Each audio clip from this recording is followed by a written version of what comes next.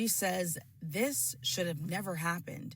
Deputies say Talley Jr. drove the teen to an unknown location near her home where she performed a sexual act on him. Moments later, records show he drove to the Walgreens at Winchester and Riverdale, refused to pay $60 he promised her, and tried to leave her there. The teen jumped back into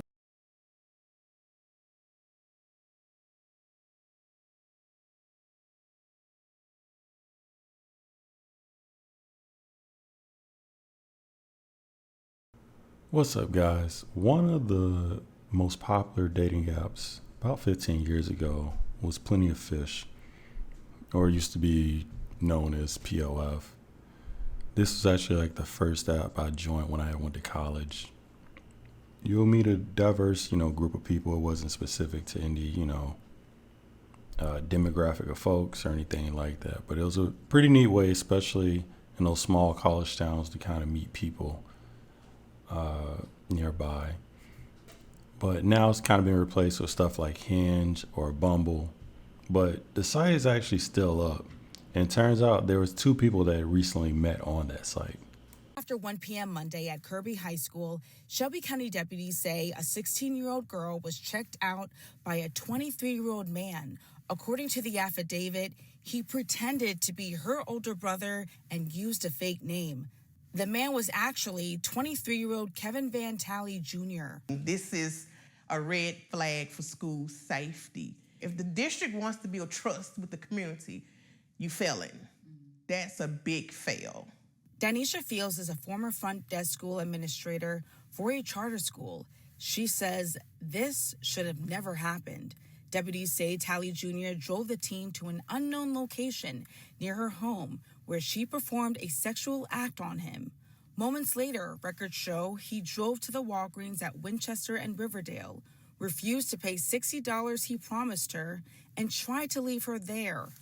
The teen jumped back into his car before he drove off. Then he dropped her back to the high school. You can't get around the fact that you came to a high school to solicit an underage child for a sex act that you didn't.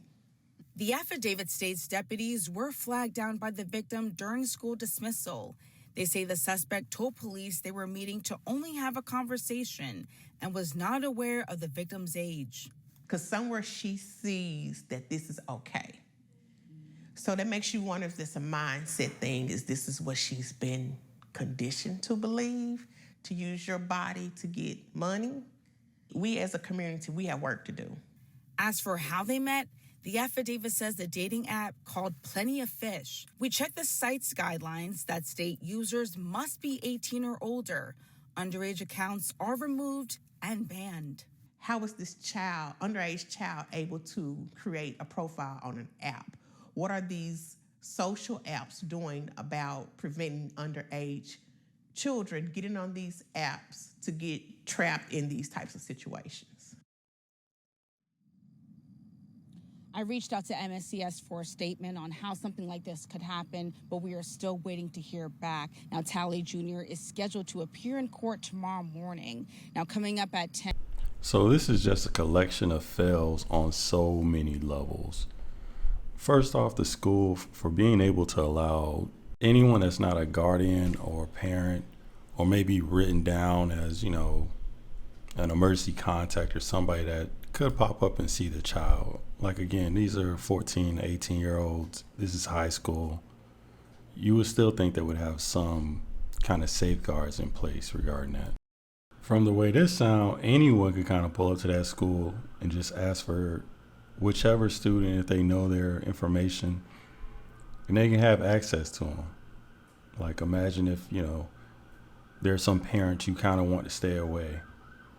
Or if they show up to that school and, the school doesn't know what safeguards are in place, or they're not looking at documentation, that parent can have access to that child or whoever. And secondly, for the guy, I'm going to just stick with what they're telling us on the surface of everything. It sounds like the girl was kind of selling her services, for lack of a better phrase. Let me start by saying this. I do not condone this in any way. Once again, this is an underage child. And again, prostitution does sound illegal where they are as well. So all that, being in consideration, if you're going to engage in something like this, to me, it's not the smartest idea to kind of pick an argument with the person who kind of holds your life in their hands in a sense. Maybe power is a too strong a word, but I would say just very strong leverage. It's like that story that I recently did about the woman targeting married men in Miami. One of the reasons she was so effective was because the men were married. So if they were to follow through with charges, basically they would have to go to court, they would have to go to the police station, they would have to identify this woman. They would have to be actively involved in the investigation. It just kind of blows up everything that they got going on. So if they got a wife, eventually she's going to find out, due to the officers kind of going to her house, or again, him always having to leave. And yeah, you get what I'm saying. This is that same situation. Like, again, taking into account this is an underage child, so you shouldn't have been doing it in the first place. And on top of that, what y'all doing are illegal. That may not be the best place to argue with her about money. And then you try to leave her, at the store.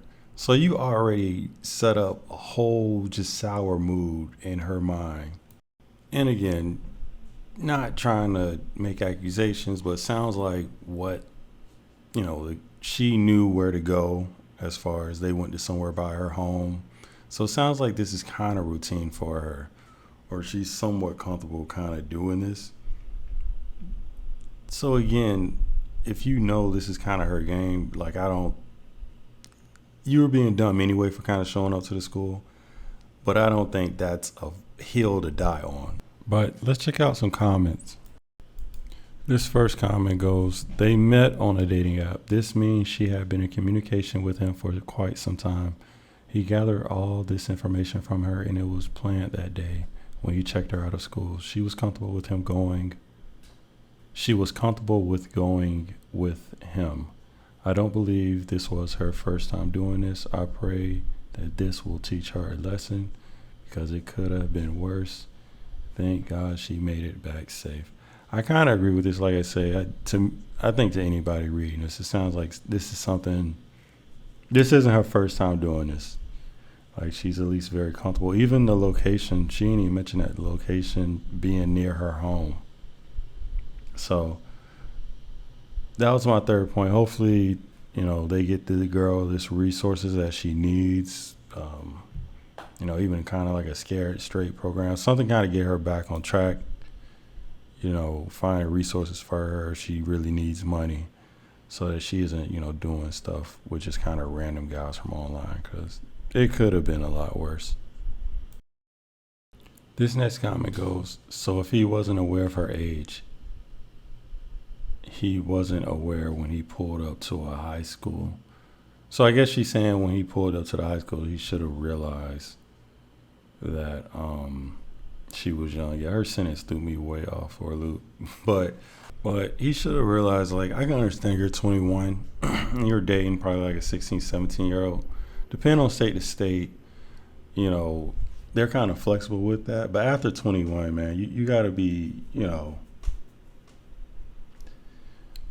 I'm not sure if that's their first time kind of dating and this is kind of continuous thing, because I don't think she would press him about the money like that, or he was trying to leave.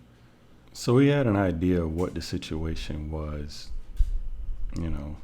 Just got to be smarter, but unfortunately he's going to be behind bars.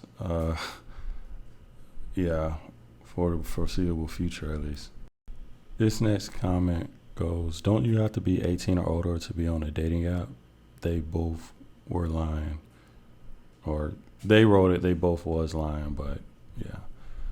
But yeah, no, that's the thing, guys. So you got to be careful on these dating apps. Again, I think this guy kind of knew what was going on, or he had an idea, You can kind of lead him to water, but you can't make him drink. Like, it was at least close in the neighborhood where he should have kind of seen it. But just in general, unfortunately, you got to ask people their age or get their license on the dating app. I kind of seen a couple stories on Reddit and I've kind of experienced it with talking to people. And, you know, they'll tell you they're 18 and all this stuff. And, you know, you can kind of look at their face and you can tell they still are young. But there ain't nothing wrong with asking for ID, you know. I get it ain't the smoothest thing, but, you know, it's better than being behind bars. Again, because all verification kind of does for most of these apps, they just kind of prove they are who they say they are. At least they, you know, the picture is them, more or less. But as far as age verification, like, you know, unfortunately, that's kind of up to us to kind of do due diligence. So, but what do you guys think about today's story? Be sure to comment below. Peace.